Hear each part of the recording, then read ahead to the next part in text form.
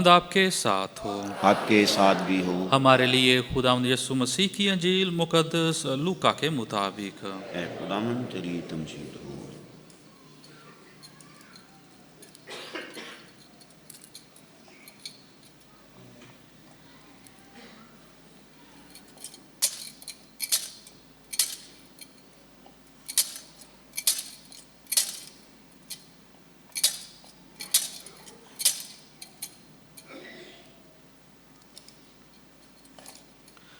उसके 9वें पाप में से सुनेंगे। उस वक्त यीशु पतरस और यूहन्ना और याकूब को साथ लेकर एक पहाड़ पर दुआ करने गया, और उसके दुआ करते वक्त उसके चेहरे की सूरत बदल गई और उसकी पोशाक सफ़ेद बराक हो गई। और देखो, 2 आदमी उससे गुफ्तगू कर रहे थे। ये मूसा और इलियास थे, जो जलाल में दिखाई दिए और उसके इंतकाल का जिक्र करते थे, जो यरूशलेम में होने को था। मगर पतरस और उसके साथी नींद से भरे थे, और जब जागे तो उसके जलाल को और उन 2 आदमियों को देखा जो उसके साथ खड़े थे। और जब वो उससे जुदा होने लगे तो पतरस ने यीशु से कहा कि ऐ उस्ताद, हमारा यहाँ होना अच्छा है। बस हम 3 डेरे बनाएं, एक तेरे लिए और एक मूसा के लिए और एक इलियास के लिए। लेकिन वो जानता ना था कि क्या कहता है। वो ये कह ही रहा था कि बादल आया और उन पर साया किया, और उनके बादल में दाखिल होने पर वो डर गए। और बादल में से एक आवाज़ आई कि ये मेरा बेटा है अल मकबूल, तुम इसकी सुनो। और आवाज़ आते ही यीशु अकेला पाया गया, और वो चुप रहे, और उन्होंने जो कुछ देखा था उन दिनों में किसी से कुछ ना कहा। अंजील मुकद्दस के वसीले से हमारे गुनाह मुआफ़ किए जाएं। लतूरी तौर पर हम रोज़ों के दौरान दूसरे इतवार की इबादत खुदावन की नज़र गुजरान रहे हैं।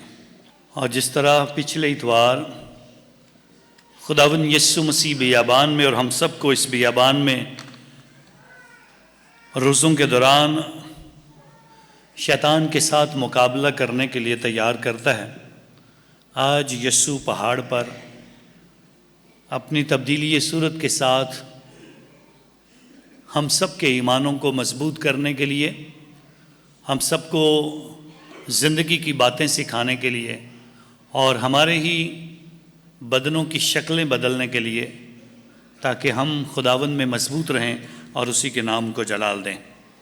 आज खुदा का कलाम जब इस बात के लिए हम सबको तैयार करता है, तो पहली तलावत जो कि तकवीन की किताब से ली गई, 3 वादों के साथ खुदा इब्राहिम से बात करता है, और 3 वादे बड़े अहम हैं। मैं तेरी नस्ल को बढ़ाऊंगा जो कि आसमान के सितारों और रेत के ज़रों की मानद होगी, उसे गिना नहीं जा सकेगा। मैं तुझे उस सरजमीन में ले जाऊंगा जहां दूध और शहद बहता है, ऐसी सरजमीन जहां पर खुशहाली होगी, जहां पर लोगों के पास वाफर खाने को होगा और लोग खाने पीने की वजह से परेशान नहीं होंगे। तीसरा वादा जो खुदावंद उसके साथ करता है, मैं तेरे साथ अहद करता हूं, मैं तेरे साथ रहूंगा, मैं तुम्हारा खुदा हूंगा और तुम मेरी कौम होगे। लेकिन शर्त एक ही रखी थी, खुदा के हजूर मैं तुम्हारा खुदा हूंगा और तुम मेरे लोग होंगे, बशर्ते कि तुम मेरे हुक्मों पर अमल करो। खुदा के साथ चलने के लिए, खुदा के हजूर इन बातों को सीखने के लिए, समझने के लिए, खुदा के हुक्म जो हैं वो इतने भारी नहीं हैं कि हम उनको पूरा नहीं कर सकते, ना कि वो इतने मुश्किल हैं कि हम अपनी ज़िंदगी में महसूस करें कि उनके बग़ैर ज़िंदगी हो सकती है।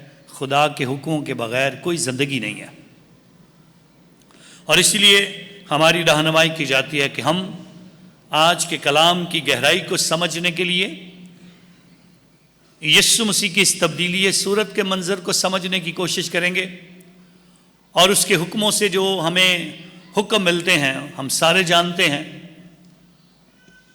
ان حکموں کے ذریعے سے ہم بھی اپنے آپ کو اس قابل بناتے ہیں. جب نوجوان یسوع کے پاس آ کر کہتا ہے میں کیا کروں، تو خداوند اس وقت بھی کہتا ہے اگر ہمیشہ کی زندگی پانی ہے تو حکموں پر عمل کر. ہم سب کو بھی یہ پیغام آج خداوند دینا چاہتا ہے. ابراہیم کے ذریعے سے، اس وعدے کے ذریعے سے، اس قوم کے ذریعے سے، اور خدا کی ان باتوں کے ذریعے سے جو اس نے عہد باندھا ہے کہ خدا اپنے لوگوں کے ساتھ ہوگا جو اس کے کلام پر عمل کرتے ہیں. آج خدا ہمیں دعوت دیتا ہے ہم دعا کرنا سیکھیں. یسوع مسیح نے ہمیں حکم دیا ہے کہ ہم دعا کریں. دعا جو ہمیں خدا سے جوڑتی ہے، دعا جو رابطہ ہے خدا سے انسان کا خدا کے ساتھ، دعا جو انسان کو اس قابل بنا دیتی ہے کہ وہ مضبوط ہو جائے، برے حالات میں بھی، اچھے حالات میں بھی، مشکل وقت میں بھی اور خوبصورت وقت میں بھی خدا کے ساتھ. اتنی طاقت ملتی ہے دعا سے کہ یسوع مسیح خود بپتسمہ کے موقع پر دعا کرتا ہے تو روح القدس آسمان سے اترتا ہے. پہاڑ پر یسوع اکیلے دعا کرنے جاتا ہے اور دعا کرنے کے بعد اپنے شاگردوں کا چناؤ کرتا ہے. اور خداوند کے حضور آج وہ پہاڑ پر اپنے شاگردوں کے ساتھ دعا کرنے گیا ہے تو اس کی صورت بدل گئی ہے. اور گتسمنی باغ میں جب یسوع دعا کرتا ہے تو اپنے آپ کو تیار کرنا چاہتا ہے ایک اور منزل کے لیے، اور وہ منزل ہے صلیب، وہ منزل ہے دکھوں کا سامنا، وہ منزل ہے یروشلم، وہ منزل ہے کلوری، وہ منزل ہے قبر جس کی طرف جانا ہے. اور اس کے لیے دعا کرنے کی ضرورت ہے، تیاری کرنے کی ضرورت ہے. اور ہم سب کو بھی سکھایا جاتا ہے روزوں کے دوران کسی بھی مشکل، مصیبت، تنگی اور تکلیف کا سامنا کرنا ہے تو دعا کرنے کی ضرورت ہے. سو آج دعا کرنے پر یسوع زور دیتا ہے، اور ساتھ ہی ساتھ تبدیلی صورت کے اس واقعہ کے ذریعے سے خدا ہماری رہنمائی کرنا چاہتا ہے جو پہاڑ پر ہوا ہے. اور خدا کے حضور اس منظر کو ہم نے کئی بار پڑھا ہے. پہلی 3 اناجیل متی، مرکس اور لوکا تینوں اس واقعہ کو لکھتے ہیں، تینوں اس کا تذکرہ کرتے ہیں، ذکر کرتے ہیں. تینوں کے وسیلہ سے آج ہمیں یہ بات سمجھنے کا موقع ملتا ہے جو لوکا انجیل نویس آج 9ویں باب میں اس بات کو بیان کرتا ہے. اور اس بات کے بیان کرنے کا منظر ایک ہی ہے. یسوع پہلے دکھوں کا تذکرہ کرتا ہے اور پھر تبدیلی صورت کا منظر دکھاتا ہے. پہلی پیشن گوئی کے بعد یسوع تبدیلی صورت کے اس منظر کو پیش کر کے بتانا چاہتا ہے کہ اس کی تبدیلی صورت کتنی اہم ہے. اس کی تبدیلی صورت جو ہے جس میں 2 اہم شخصیات، جس میں ایک کا نام حضرت موسیٰ خدا کا بڑا نبی اور دوسرا بڑا نبی الیاس یا ایلیا، وہ خدا کے حضور باتیں کرتے دکھائی دیتے ہیں. اور تذکرہ ایک ہی چھڑا ہے، بات چیت ایک ہی ہو رہی ہے، جو گفتگو ہو رہی ہے اس میں ایک ہی منظر اور ایک ہی موضوع بتایا گیا ہے، اس کے دکھوں کا تذکرہ کیا جا رہا ہے.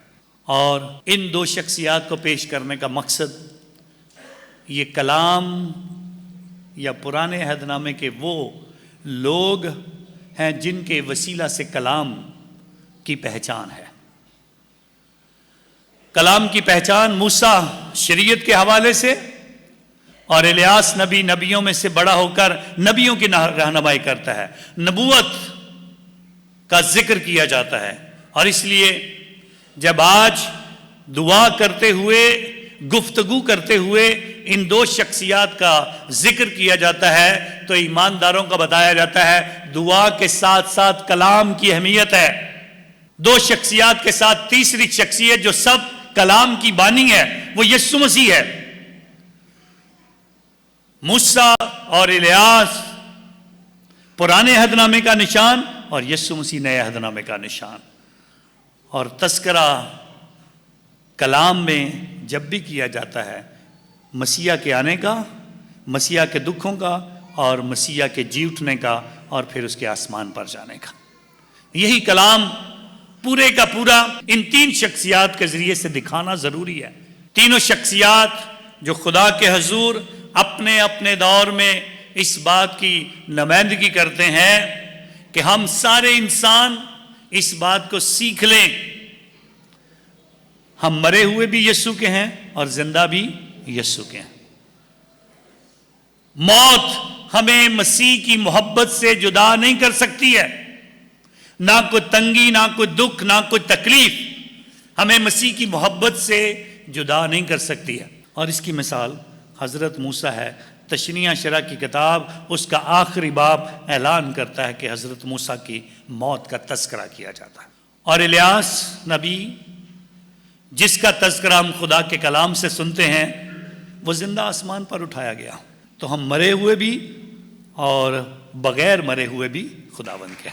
خدا کے حضور اس بات کو ہمیں سمجھیں. یسوع مسیح خود کیوں اس موت سے گزرتا ہے، کیوں وہ صلیب کو قبول کرتا ہے، کیوں وہ دکھوں کا تذکرہ کرتا ہے، کیوں ان دکھوں کو وہ قبول کرتا ہے؟ کیونکہ بتانا یہ بھی ضروری ہے جو مر جائیں گے وہ جی اٹھیں گے. سو ہم مرے ہوئے بھی اور زندہ بھی اور زندہ ہو کر جی اٹھے بھی ہم یسوع کے. تو اس طرح سے تبدیلی صورت کا یہ واقعہ اپنے اندر بہت سارے خدا کے فضل کو، خدا کے بھید کو اپنے اندر چھپائے ہوئے. تین شخصیات جو اور ہیں جن کا تذکرہ آج کیا جاتا ہے، پطرس، یعقوب اور یوحنا. ان تینوں کی اہمیت 12 رسولوں میں بڑی اہم ہے. یسوع اپنے بڑے بڑے واقعات میں ان کو ساتھ لے کے جانا پسند کرتا ہے. یسوع مسیح ان کے اندر جو دیکھتا ہے وہ ہم نہیں دیکھ سکتے ہیں. اور اس کا مطلب یہ بھی نہیں ہے کہ یہ ان 12 رسولوں سے الگ ہیں، بلکہ یسوع مسیح ان کے اندر کچھ ایسا چھپا کے رکھتا ہے اور ایسا بھید ان کے اندر ہے جس کی وجہ سے ان تینوں کا چناؤ کرنا بڑا ضروری ہے.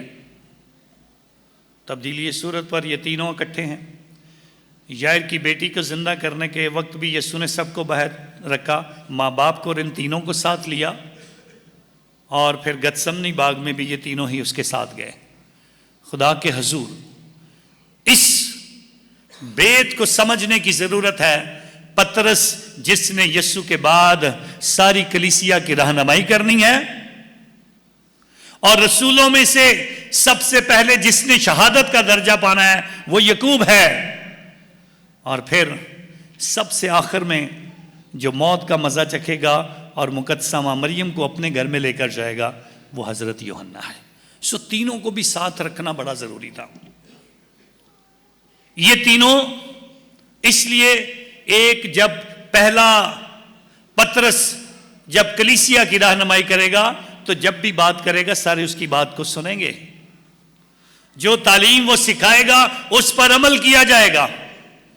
جو باتیں وہ سب کو یاد دلائے گا اور جو واقعات اور جو یسوع مسیح کی تعلیم اسے سکھانی ہے اس کے اوپر توجہ کرنے کی ضرورت ہے. اس لیے پطرس کا ہونا ضروری ہے. اور یعقوب سب کو بتایا جاتا ہے. دکھوں کا تذکرہ ہو رہا ہے پطرس، موسیٰ، الیاس اور یسوع کے دوران، اور یسوع مسیح اپنے تینوں رسولوں کو بتانا چاہتا ہے تمہیں بھی اسی طرح مرنا ہے. اور شہادت جس نے دینی ہے پہلے اس کو بھی ساتھ رکھا ہے. یہ تمہارے لیے ایک نمونہ بنے گا میرے بعد. جس نے شہادت سے اس بات کو مضبوط کرنا ہے. اور پھر جب سارے شاگرد اس جہاں سے کوچ کر جائیں گے تو یوحنا اس وقت بھی سب کی رہنمائی کرے گا. اور پھر اس کے بعد ایک سلسلہ چلتا جائے گا جس سے سب کو سیکھنا ہے اور آج تک اور پھر رہتی دنیا تک چلے گا. خدا کے حضور آج ان کی باتیں اور ان کی تعلیم، دعا کرنا، اور پھر آج کا یہ منظر جو تبدیلی یہ صورت کا منظر ہے، اس منظر سے گتسمنی باغ کے منظر کو سمجھنا بڑا ضروری ہے. آج بھی وہ ایسے ہی ہوتے ہیں جیسے سوئے ہوئے ہیں. اور گتسمنی باغ میں بھی ایسے ہی ہے. یسوع دعا کر رہا ہے اور وہ سو رہے ہیں, اور ایک ہی بات بار بار پکاری جا رہی ہے, جاگو اور دعا کرو تاکہ آزمائش میں نہ پڑو. تو پچھلے اتوار ہم نے آزمائش کی باتیں کی, اور آج بھی روزوں کے دوران ہمیں بتایا جاتا ہے جاگتے رہیں اور دعا کرنا سیکھیں. آزمائش ان سب کے لیے آتی ہے جو دعا مضبوطی کے ساتھ نہیں کر پاتے ہیں. ان کے اندر سستی اور کاہلی آتی ہے جو اپنے آپ کو روزہ اور ریاضت اور دعا کے لیے تیار نہیں کرتے ہیں. اور آزمائش جو ہے, اس سے بچنے کا ایک ہی طریقہ ہے, دعا کرو, جاگو اور دعا کرو تاکہ آزمائش میں نہ پڑو. ایک نوجوان ایک دن صحرا میں گم ہو جاتا ہے. صحرا میں گم ہونے سے مراد یہ ہے کسی بھی طرف سے کچھ نظر نہیں آتا ہے. بیابان جیسا ہی منظر ہوتا ہے, اور بیابان میں اور صحرا میں ایک کچھ چیزوں کی تلاش کی جاتی ہے. سب سے پہلے سائے کی تلاش کی جاتی ہے, خوراک کی تلاش کی جاتی ہے, اور پانی کی تلاش کی جاتی ہے. یہ نوجوان بھی صحرا میں گم ہو گیا ہے اور سمجھ نہیں پا رہا کہ مجھے کس ڈائریکشن میں جانا ہے تاکہ میں اپنی منزل تک پہنچ جاؤں. اپنے پاس جو پانی کی بوٹل ہے اس کی طرف دیکھتا ہے, اس میں ایک گھونٹ پانی رہ گیا, اس کو بھی پیتا ہے اور پریشان ہوتا ہے. اب میرا سفر کتنا زیادہ ہے, کتنا مجھے آگے بڑھنا ہے, کہاں میں جا کر پانی کی تلاش کروں گا. اور تلاش کرتا جاتا ہے لیکن کچھ نظر نہیں آتا ہے. اور جب دھوپ بڑھتی ہے تو کبھی کبھار دھوپ کی وجہ سے جو ایک روشنی پیدا ہوتی ہے, جو الوژن سا پیدا ہوتا ہے, جو سہراب سا پیدا ہوتا ہے, اس کو دیکھا جاتا ہے اور ایسے ہی لگتا ہے جیسے پانی وہاں پر ہے, ایسے لگتا ہے وہاں پر چھاؤں ہے, وہاں پر سایہ ہے. تو یہ نوجوان بھی ایک ڈائریکشن کی طرف چلتا ہے, ایسے لگتا ہے جیسے وہاں پر کوئی گھر ہے, یہ جھونپڑی ہے. چلتا جاتا ہے, جب قریب پہنچتا ہے تو کہتا ہے نہیں یہ میرا وہم نہیں ہے, یہ واقعی جھونپڑی ہے. جھونپڑی میں کھانے پینے کی کوئی چیز ڈھونڈتا ہے, کچھ نہیں ملتا ہے. پانی کی تلاش کرتا ہے, کچھ نہیں ملتا ہے. لیکن باہر ایک قریب ہی ایک نلکا لگا ہوا نظر آتا ہے. بڑا خوش ہوتا ہے نلکے کو دیکھ کر, اور زور زور سے اس کو چلاتا ہے, پر پانی کوئی نہیں ہے, پانی نہیں نکلتا اس میں سے. کافی دیر محنت کرنے کے بعد دوبارہ اندر جاتا ہے اور کہتا ہے میں اور تلاش کرتا ہوں, شاید کہیں سے پانی نہیں مل جائے, شاید کہیں سے کچھ چیز مل جائے. کافی تلاش کرنے کے بعد ایک کونے میں ایک بوٹل کا تھوڑا سا حصہ باہر نکلا ہوتا ہے, اور اس کو باہر نکالتا ہے. تو دیکھتا ہے اس کے اندر پانی ہے. پانی کو جب نکالتا ہے, ایسے باہر نکالتا ہے, تو اس کے ساتھ ایک دھاگا بندھا ہوتا ہے. اس سے پہلے کہ دھاگے کو کھینچے تو بوٹل کو کھولتا ہے اور پانی پینے لگتا ہے. تو کہتا ہے یہ دھاگا کس لیے ہے. اس کو کھینچتا ہے اور اس کے نیچے سے ایک پرچی سی نکلتی ہے اس کے ساتھ لکھی ہوئی, اور اس کے اوپر لکھا ہوا ہے یہ پانی پینے کے لیے نہیں ہے. یہ پانی پینے کے لیے نہیں ہے, بلکہ یہ پانی نلکے میں ڈالنے کے لیے تاکہ وہاں سے پانی نکالا جا سکے. اور اس کے بعد نیچے یہ لکھا تھا جب پانی نکل آئے تو اس بوٹل کو واپس بھر کے وہیں اس کی جگہ پر واپس رکھنا ہے. اب سوچتا ہے پتہ نہیں پانی نکلے گا کہ نہیں نکلے گا, میں اپنی پیاس بجھاؤں یا کیا کروں. مشکل ہے فیصلہ کرنا, کیا کروں, میں اپنی پیاس بجھاؤں یا پانی نکالوں. کافی دیر سوچنے کے بعد کہتا اچھا میں اس کو نلکے کے اندر ڈالتا ہوں اور پانی نکالنے کی کوشش کرتا ہوں. اندر ڈالتا ہے, نلکا چلاتا رہتا ہے, کوئی آواز بھی نہیں آتی ہے, کوئی پانی نہیں نکل رہا.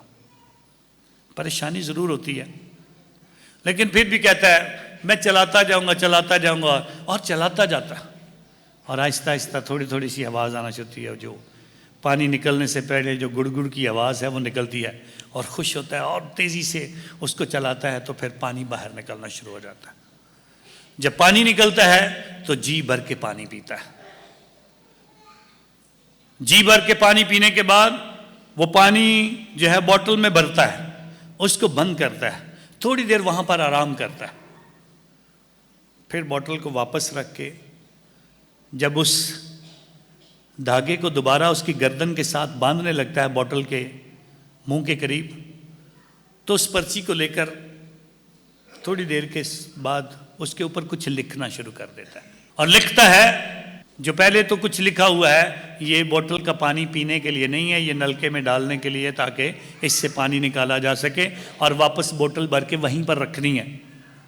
उसके साथ साथ ये लिखता है, मेरा तजर्बा है अगर आप ईमान रखोगे तो ना सिर्फ आपको पानी पीने को मिलेगा, आराम करने का भी मौका मिलेगा, और आपको आपके घर तक पहुंचने की भी कुव्वत मिल जाएगी। सो बुनियादी तौर पर तब्दीली सूरत का ये वाकया हम सबको ये बताना चाहता है, आपकी जिंदगी में आजमाइशें आ सकती हैं, आपकी जिंदगी में दुख आ सकते हैं, आपकी जिंदगी में बीमारियां आ सकती हैं, आपकी जिंदगी में तकलीफें आ सकती हैं, आप अपनी जिंदगी में बहुत परेशान हो सकते हो, लेकिन ईमान रखो तो तुम्हें सब कुछ मिल जाएगा। पहले ढूंढो तुम उसकी बादशाही, तो ये सारी चीजें तुमको मिलती जाएंगी, और उसके बाद आप चलते भी जाओगे।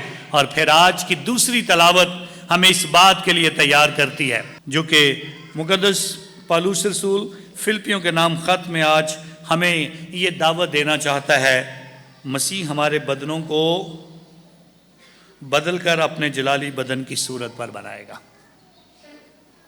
तब्दीली ये सूरत का वाकया शागिर्दों के लिए और सब ईमानदारों के लिए क्या माने रखता है, उसी का बयान मुक़द्दस पौलुस ने दिया है।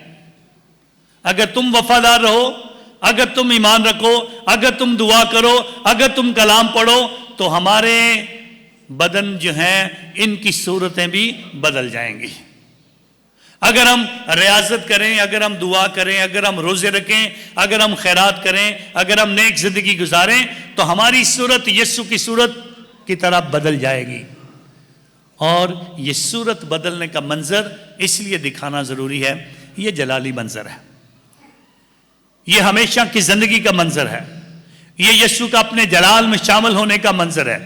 ये वो मंजर है जिसके लिए हमें बताया गया कि वो हमारी आंखों के सब आंसू पहुंच देगा, और ज़मीन पर रहते हुए जब हम धुंधला सा देखते हैं, वो वक्त आएगा कि हम उसे रूबरू देखेंगे। वो वक्त आएगा जब हमारे जलाली बदन जो हैं वो भी उसी तरह के हो जाएंगे। जब हम जिंदगी में नेक बनेंगे तो खुदा के साथ चलने का फजल हमें मिलेगा, हम खुदावन में जिंदगी गुजारने के काबिल हो जाएंगे, और खुदा के साथ चलते हुए हमें अपनी जिंदगी पर गौर करना है कि कैसे हमारी मंजिल बताया गया है।